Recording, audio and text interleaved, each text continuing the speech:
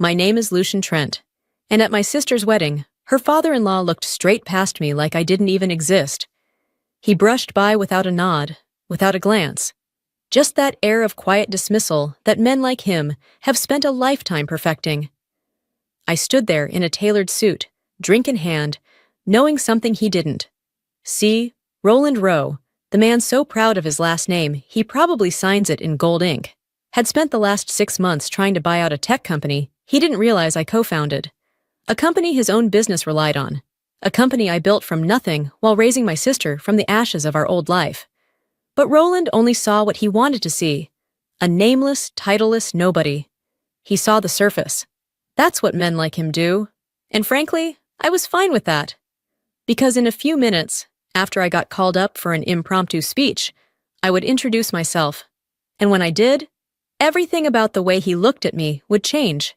His posture, his expression, his grip on the wine glass. Some people don't like surprises. Roland? He turned pale. And I just smiled. They say the hardest part of loss is the silence that follows. That's true, but no one tells you about the noise that comes before it. The ring of a phone at an hour it should never ring. The static in your ears when someone says the words you swore you'd never hear. For me, it was the sound of my college advisor saying, "Lucian, there's been an accident." My father was gone. Just like that. One moment, he was planning a trip to visit me and my younger sister, Isolde. The next, I was driving back to a hometown that already felt foreign without him in it. I was 22 and exhausted from finals. Isolde was 17, 1 week shy of her high school graduation. We had no mother in the picture. She'd left years ago to reinvent herself with a new family. So it was just us. 2 orphans, 1 car, and a future that had just crumbled overnight. The funeral was a blur. What came after was brutal clarity. Debt. So much debt. My father had been self-employed, and somewhere along the way, things must have spiraled. Loans, missed payments, business liens. He must have been trying to protect us from it, shielding us until the very end.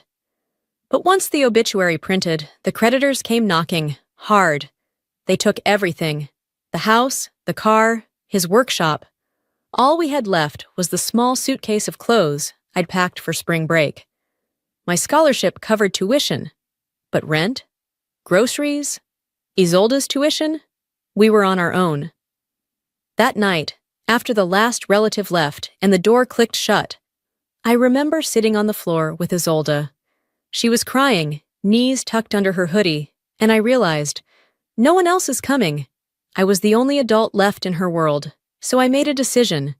I would finish school, get a job, any job, and keep us above water. I took on work in the campus cafe, picked up evening shifts as a courier, and slept maybe 4 hours a night. There were days when I went to class still sweating from hauling boxes up 4 flights of stairs. But every dollar I earned stretched across 2 mouths, 2 lives.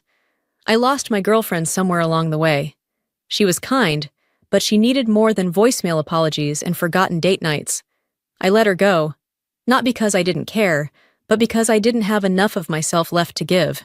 People talk about building character like it's some polished process. Mine was forged in overdraft fees and bus transfers. It was built when I looked at my little sister and knew she still deserved a future, even if I had to burn mine to light the path. After graduation, I didn't celebrate. There was no cap toss, no party photos, just a quiet sigh and a job offer at a mid-sized firm doing back-end operations. It wasn't glamorous, but it paid, and that was enough. I moved us into a modest 1-bedroom apartment. Isolde took the bedroom. I took the couch. She started community college while I juggled spreadsheets and client calls. Every night, I cooked us dinner, even if dinner was just rice and eggs, and on weekends, I caught up on sleep in broken shifts. But even in that grind, I kept one eye on the future. I enrolled in online courses, marketing, automation systems, SaaS platforms, anything that could sharpen my skills. I didn't know what opportunity would come, but I swore I'd be ready when it did. It came one rainy Thursday evening. I got a message from Felix Marin, an old classmate who remembered my business instincts. He and another friend were building a tech tool for automating back-end systems. He needed someone who could handle operations and pitch to early clients. I was hesitant. It sounded unstable. But it also sounded alive. And I hadn't felt alive in years. So I said yes. My life split in two. From 8 to 5, I wore slacks and answered to middle managers. From 7 p.m. to 2 a.m., I lived in codebases, flowcharts, and pitch decks with Felix. We built out of coffee shops and borrowed server space. Some nights I passed out with my laptop still glowing on my chest. Money was tight. Arguments happened. One of our co-founders left after a brutal 6-month dry spell. Felix and I stayed. Barely. Then came the breakthrough. A corporate client piloted our tool and slashed their processing time by 40%. They told 3 others. Suddenly, we had demos booked, inboxes flooded, and feedback loops we barely had time to process. A review on a major tech blog gave us our first real wave of inbound interest. But even then, I didn't quit my day job. I'd learned too early how fragile stability could be. I saved every spare cent. I handled customer service tickets, invoicing, and system bugs in between lunch breaks and late nights. Felix became the public face. He networked, smiled at cameras, gave TEDx talks. I was the man behind the curtain, and I liked it that way. Because while others chased titles and LinkedIn clout, I chased something else: peace of mind. A life where Isolde didn't have to count every dollar at the grocery store. A life where her future wasn't defined by what we lost. She got into a state university on merit. I paid every bill on time. We had backup savings, health insurance, working appliances. That felt like luxury. No one saw how much it took, and I didn't need them to. But that silence, the choice to stay unseen, meant people like Roland Rowe could meet me and assume I was small. And that was fine by me, because I'd rather be underestimated than misjudged. I'd rather be invisible than falsely praised. But life has a way of bringing things full circle, especially when your sister decides to get married. It was a Tuesday night when Isolde called. I had just collapsed onto the couch, still in my work clothes, eating cold leftover pasta straight from the container. She sounded breathless, excited, but also strangely hesitant. "Lucian," she said, "I have something to tell you." I assumed it was about school, maybe a project or an internship. I didn't expect her next words. "I'm getting married." My fork paused in midair. "You're what?" "To Damien," she said quickly, like ripping off a bandage. "We've been seeing each other seriously for a while now, but I didn't tell you because I didn't know how." I blinked. I'd met a Damien once, in passing, but I'd never heard her mention anything serious. "Isolde, married? That's huge. Are you okay?" She laughed nervously. "I'm more than okay. I'm happy. I just needed to tell you before things moved further. He wants to meet you." That caught my attention. Anyone who wanted to marry my sister had better want to meet me. I was her brother, yes, but more than that, I was the one who stayed. I'd played every role in her life that mattered: parent, tutor, emergency contact, friend. If someone wanted to step in now, I needed to look him in the eye and measure the shape of his soul. We arranged to meet that Friday. Just a casual dinner, nothing formal. I offered to cook. I still remember opening the door and seeing Damien standing there, flowers in one hand, a bottle of wine in the other, and a grin that tried a little too hard. Something about him felt familiar. We exchanged pleasantries, sat down, and talked.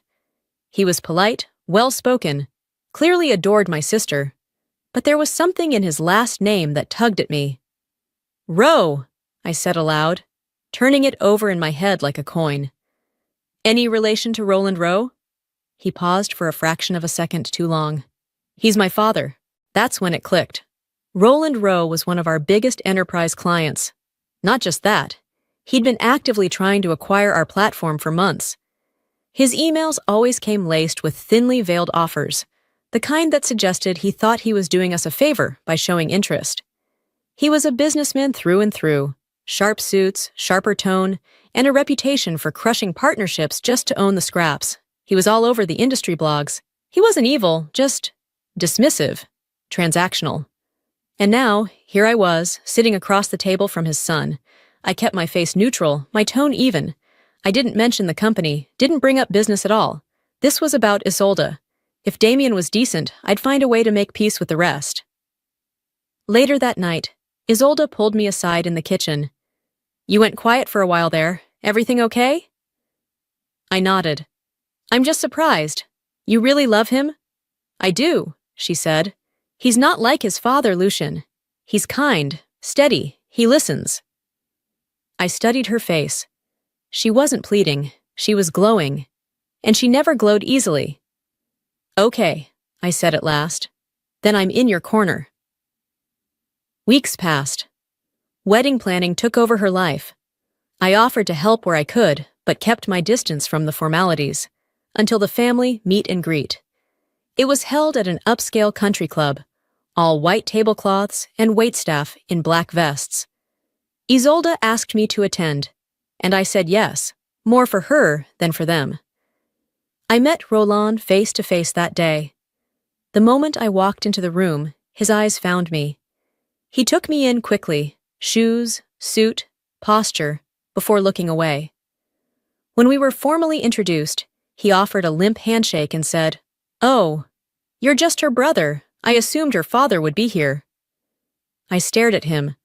Our father passed away, a long time ago. He gave the briefest nod of acknowledgement before moving on. Then came the inevitable question. What is it that you do, again? There it was, that investor instinct, sniffing out pedigree. I work corporate, I said. True, in a sense. He didn't hide his disinterest, didn't even try. And that was fine. I didn't come to impress him. But part of me, a small part I usually kept buried, whispered, "You'll regret that." I told Felix about the encounter later that night. He just laughed and said, "The universe has a weird sense of humor." The weeks flew by, and soon the wedding day arrived. Isolde looked radiant, the kind of beauty that didn't just come from the dress or the makeup. It came from knowing you were loved, and loving back without fear. She gripped my hand before walking down the aisle and whispered, "Thank you for everything." I just smiled. At the reception, I stayed out of the spotlight, chatting quietly with guests. Then I saw Roland approach with 2 other men. He walked past me, again. Didn't even pause. It was deliberate, calculated. And I felt nothing but quiet certainty. He still didn't know who I was. Not really. But he was about to find out. I wasn't planning to speak. There was no note in the program, no cue for a brother of the bride speech. I'd already played my role. Walked Isolde down the aisle, stood tall in family photos, raised my glass during toasts. That was enough. I didn't need the spotlight. But someone must have added my name to the speaker list. A member of the catering staff tapped me on the shoulder and said, "You're next. 2 minutes." I blinked. Next for what? She gestured toward the stage. "Speech, the mic's ready." I could have declined. Should have, maybe. But something in me, some mix of fatigue, pride, and memory, told me not to. This was my sister's wedding. The closest thing I had to a daughter was entering a new life. And the room still didn't know who I was. So I stood, buttoned my jacket, and walked to the front of the room. "Good evening," I began, my voice steady. "My name is Lucian Trent. I'm Isolde's brother." That caught their attention. I continued. But I wasn't just her brother growing up. After our father passed unexpectedly, I became her guardian. I was 22. She was 17. We had no other family. Our mother had long since moved on. The room shifted. Glasses were lowered. Forks paused. I was finishing college when it happened, and I couldn't afford to fall apart, not when she needed food, a roof, tuition. So I worked. Day shifts, night shifts, weekends. I slept less than I'd like to admit. I lost friends. I lost someone I loved. I glanced at Isolde. She was already crying. "But we made it," I said softly. "She made it because she's brilliant and brave and has a heart that forgave me for the moments I wasn't enough." A quiet rustle moved through the crowd. Even Roland, across the room, had turned to face me. "I also want to say this," I added, my voice lifting just a bit. "During those years, while trying to survive, I helped build a startup, a software platform. Some of you may even use it." That line landed harder than I expected. I saw heads tilt. A few guests exchanged glances. My co-founder, Felix, over there, joined me on a leap of faith. We started with borrowed code and busted laptops. Now we support some of the biggest firms in the country. I let that hang in the air. And while I didn't come here to talk business, I share it because it's part of the story. The same story that led me to this room, this day, this moment. I turned toward Isolde and Damien. I'm proud of you, both of you. You've found something rare: trust, partnership, joy. And I'm honored to stand here and say, you're ready. With that, I stepped away from the mic, nodded at the applauding room, and made my way back to my table. But I didn't get far. Roland Rowe intercepted me like a shadow emerging from the wall. He extended his hand, smile tight. Lucian, wasn't it? That was quite a speech. I shook his hand, firm but not eager. Thank you. You're the co-founder of E? I nodded. Yes. That company you've been trying to acquire. His smile faltered, just a fraction. I had no idea, he admitted. Why didn't you say anything when we met? I held his gaze. Because I wanted you to see who I was when you thought I was nobody. He didn't reply. Didn't need to. I gave him a polite smile. Enjoy the evening, Mr. Rowe. Then I walked past him, back to Felix, who raised an eyebrow but said nothing. We clinked glasses. The tension dissolved. The rest of the night? Smooth, joyful. Isolde danced like a woman free of old shadows. Damien was gracious. Roland stayed civil. But something in his eyes had changed. Less arrogance, more calculation. That was fine. Because I hadn't said anything untrue. And I hadn't said everything either. We never sold the company to Roland Rowe, not out of spite. Not even because of how he treated me. Truth is, the offers were impressive on paper. But I've learned to look beyond numbers. His interest wasn't built on mutual respect. It was built on the assumption that everything and everyone has a price. And I don't do business with men who only learn your worth after they read your resume. So Felix and I stayed independent. We scaled with purpose. We didn't need a buyout. We needed space to grow on our terms. Ironically, Rowe Industries still licenses our platform. His employees file support tickets through the same portal as everyone else. We respond quickly, professionally. Always polite, never personal, strictly business. Damien never brought it up. He respects boundaries, and more importantly, he respects Isolde. Over time, we've built something close to trust. I don't hold his last name against him. He's not his father. He never was. Isolde is thriving. She has peace in her life now, real peace. She teaches, gardens, volunteers on weekends, and she smiles in a way she didn't when we were younger, when everything felt like it might fall apart any second. That smile is what I fought for. That's the return on my investment.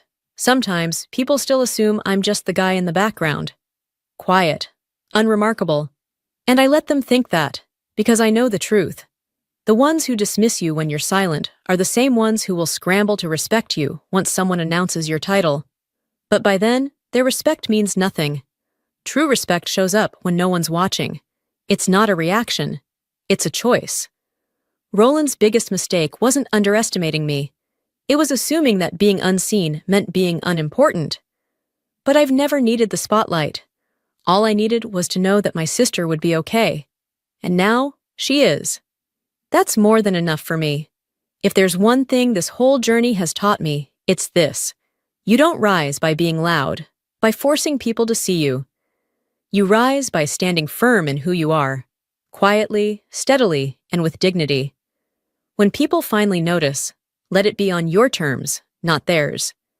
Because at the end of the day, what matters most isn't who applauds you. It's who you protected while no one was watching.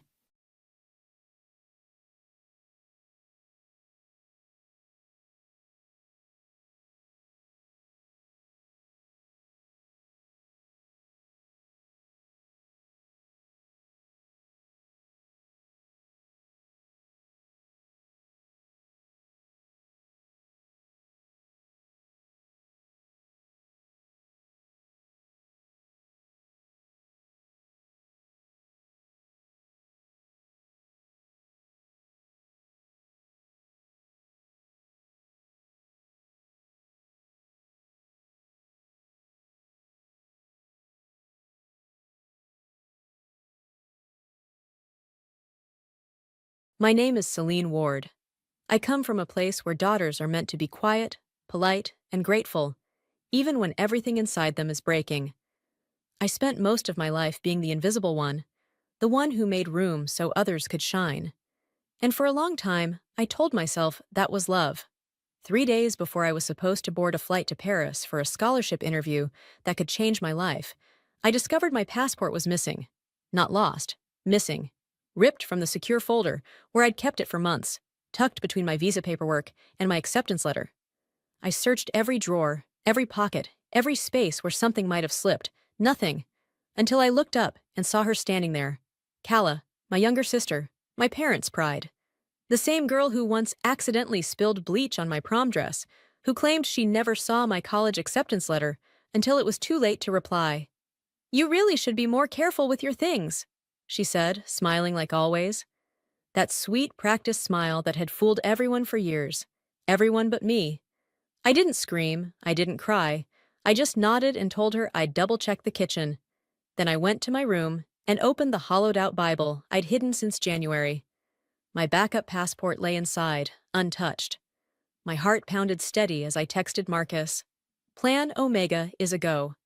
They thought they could stop me one last time. They were wrong. I was 9 when I first realized that love in my house had a sharp edge. Calla was 7, and she'd just been named Star of the Week in her second-grade class. Mom printed banners. Dad bought cupcakes. I had a regional science fair ribbon clutched in my hand, but no one noticed. They were too busy setting up a surprise party for her at the church fellowship hall. That's how it always was. Calla shined, and I became the backdrop. For years, I convinced myself I was overreacting, that maybe I was just sensitive. But as I grew older, the accidents stopped looking like accidents. The time my science fair project fell off the garage shelf the night before regionals. The college prep seminar I missed because my alarm never went off.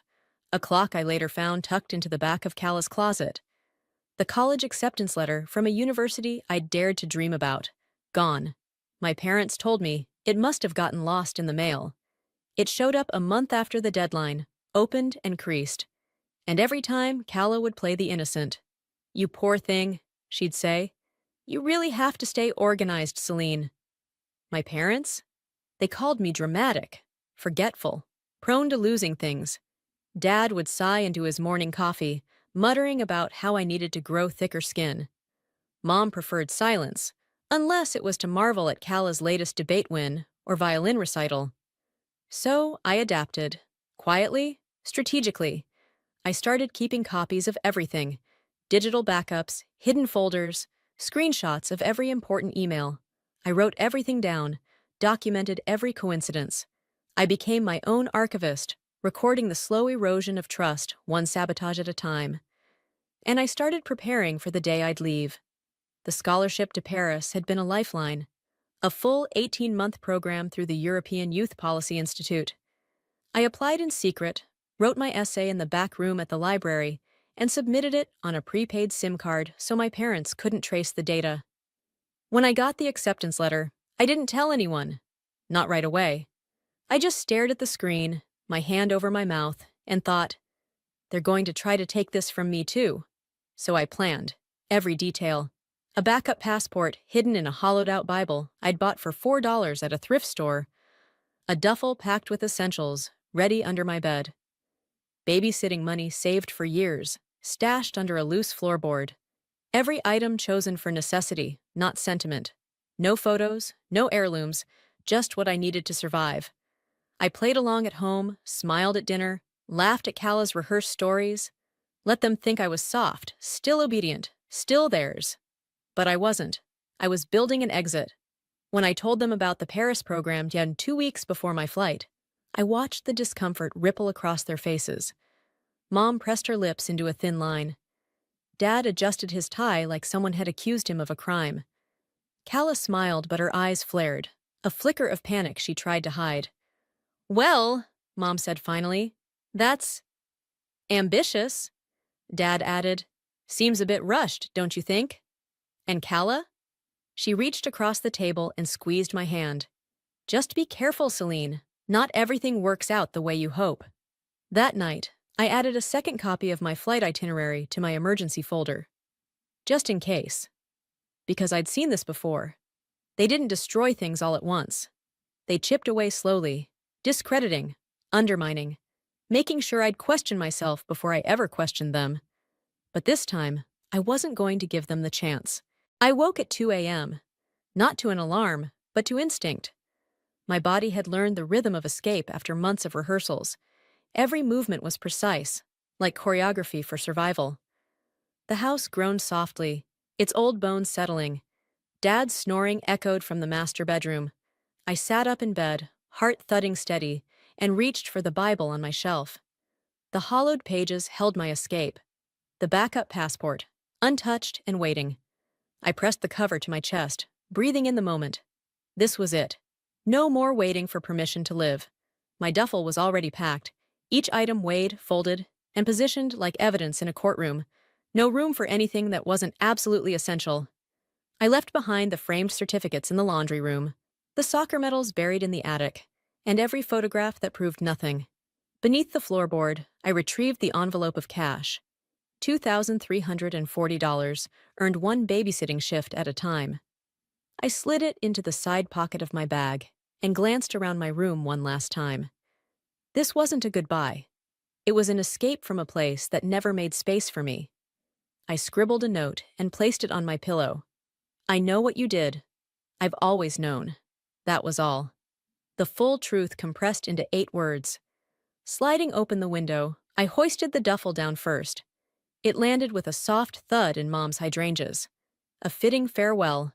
I dropped to the ground and moved through the yard like smoke.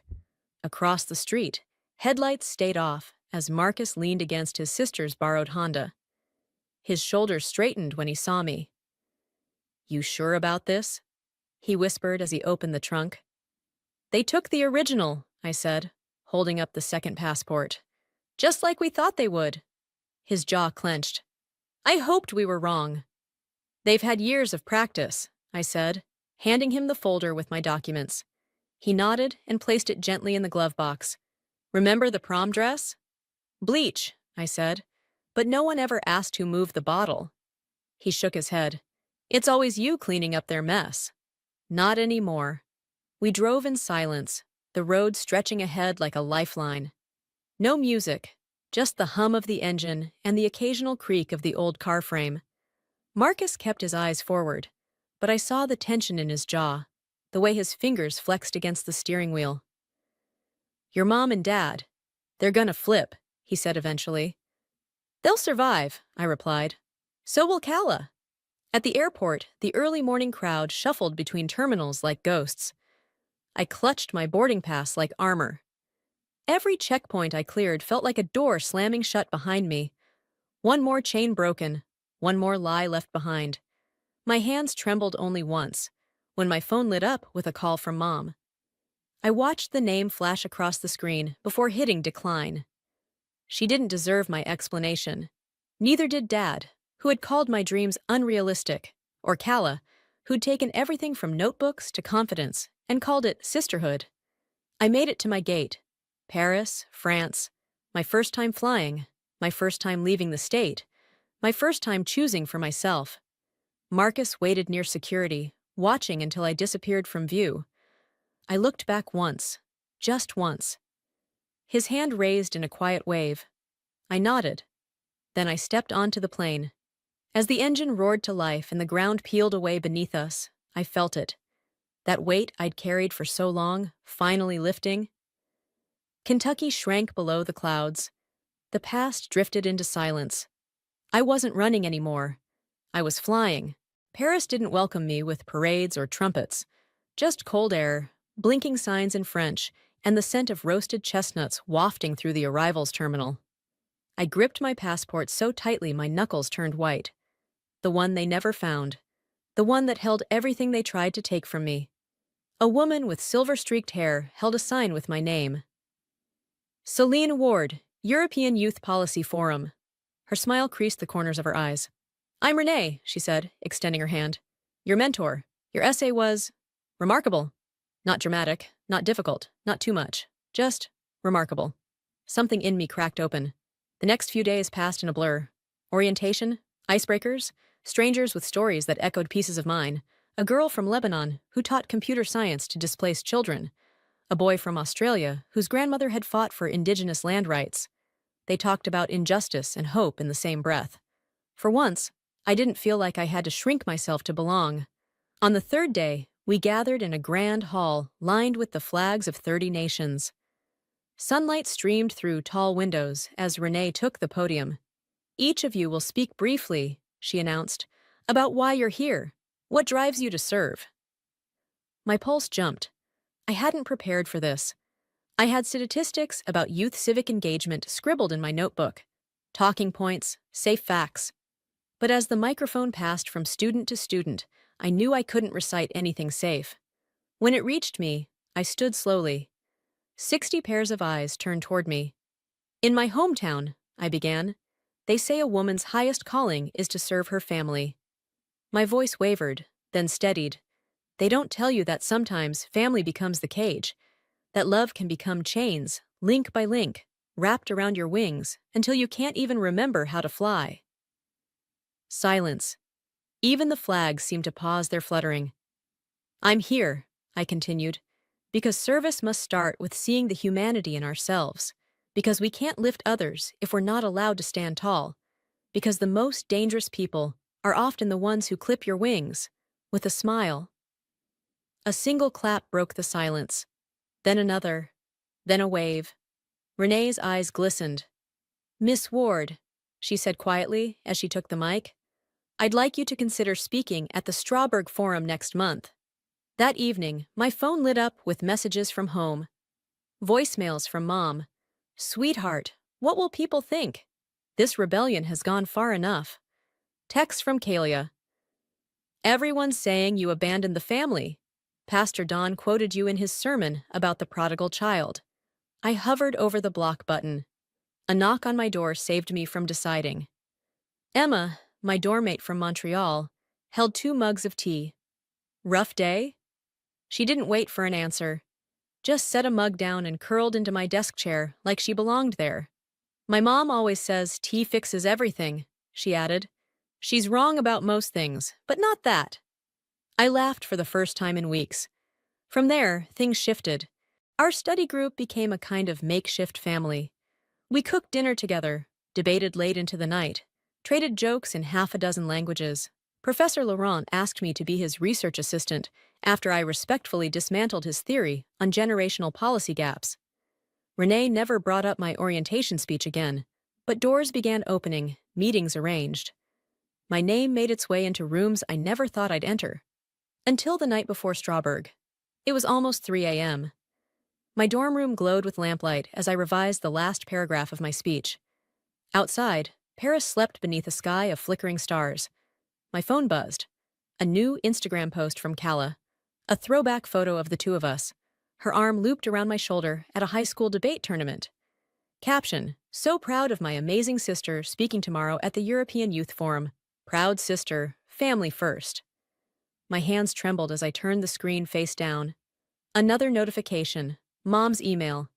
Subject line: "Your family will be there to support you." 3 exclamation points. 3 tiny knives. I didn't open it. A gentle knock pulled me from the spiral. Renee stood in the hallway, tablet in hand.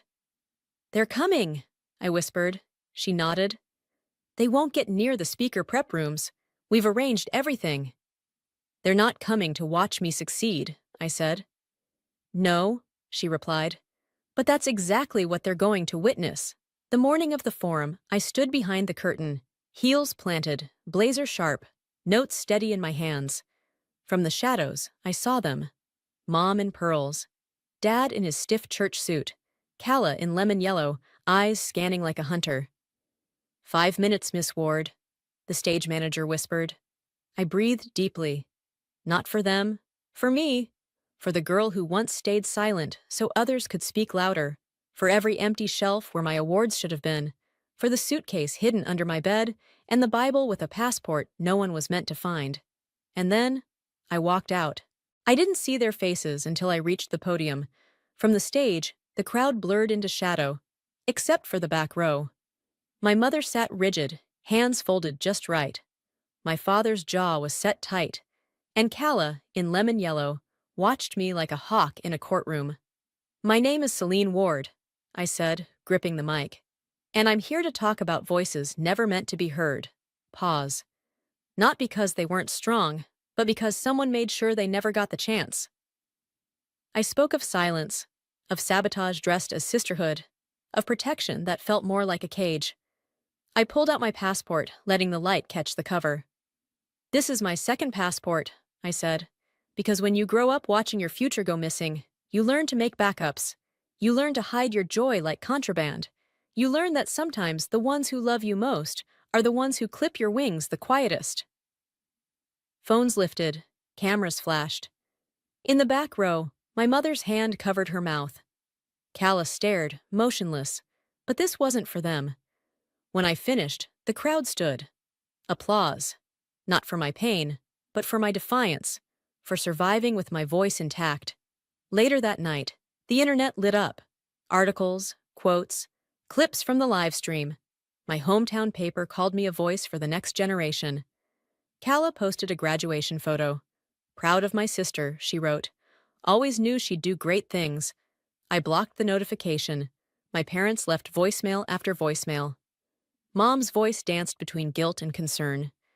Dad sounded uncertain for the first time in my life, but I didn't answer. Instead, I focused on my work. Emma and I pitched a policy paper. Renee introduced me to leaders who treated me as an equal. Each meeting, each panel, each late-night study session brought me closer to something I'd never had: myself. Then, one afternoon, my inbox chimed. An invitation. Meadowbrook College wanted me to keynote their rural leadership forum. I laughed. Emma looked up from her laptop. "Going?" "Yes," I said. "Not for them. For me." That night, I replied, "Happy to speak. I'll be in town. Open to meeting, if you're ready to listen. No drama, no performance, just choice." A week later, Aunt Willa messaged, "We'll be there, not for them, for you." And they were. I stood before a room full of teachers and church folks who'd known me since I was 10. I didn't name names. I didn't need to. I simply said, "The hardest part isn't leaving. It's believing you have the right to stay gone." Afterward, as people filed out, I saw her. Calla. She didn't speak, just watched. And maybe, for the first time, understood I wasn't following her anymore. I turned and walked away. Toward Emma, who held out tea with a grin. Toward a future no one else could sabotage. 6 months have passed since that speech. My dorm wall in Paris is covered with conference badges and Polaroids, snapshots of the life I built, not the one I was given. The old Celine would have hung back in corners, double-checking exits, waiting for something to go wrong. This version walks through doors without flinching. The new passport sits on my desk. Not hidden, not hollowed into a book, or shoved beneath a floorboard, just there. Visible, owned.